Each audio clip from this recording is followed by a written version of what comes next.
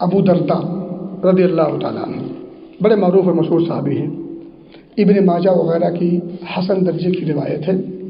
شیخ البانی رحمۃ اللہ علیہ نے اسے صحیح حسن کہا ہے. اب سنیں، وہ فرماتے ہیں اوصانی خلیلی صلی اللہ علیہ وسلم. ابو دردہ فرماتے ہیں کہ میرے جگری دوست نے مجھے وصیت کی ہے. کیا وصیت کی ہے؟ پہلی وصیت یہ کی کہ تم اللہ کے ساتھ کسی کو بھی شریک نہ ٹھہرانا.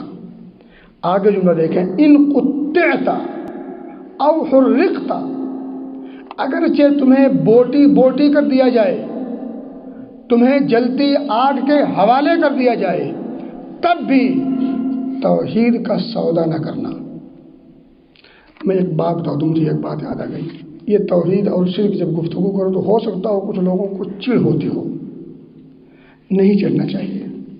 ابو دردہ صحابی رسول ہیں، باقاعدہ انہیں نبی اکرم صلی اللہ علیہ وسلم وصیت کرتے ہیں صحابی کو، اور وصیت کرتے ہوئے سب سے پہلا شق، پہلی وصیت جس چیز کی ہے، اللہ تشرک باللہ شیئا وَإِن قُطِّعْتَ أَوْ حُرِّقْتَ، جلا دیا جانا گوارا کر لینا، بوٹی بوٹی ہو جانا گوارا کر لینا، مگر اللہ کی توحید کا سودا ہرگز نہ کرنا. یہ صحابی رسول کو خصوصی وصیت ہو رہی ہے.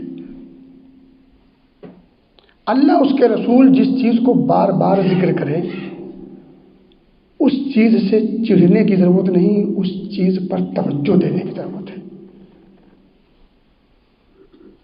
وہ چڑھنے کی چیز نہیں ہے، اس پر توجہ دیجیے. آخر بار بار کتاب و سنت نے اس چیز کی طرف توجہ کیوں دلائی، اتنی تاکید کیوں کی؟ ہے سینسٹیو موضوع. میرے بھائی دوستو، دوسری بات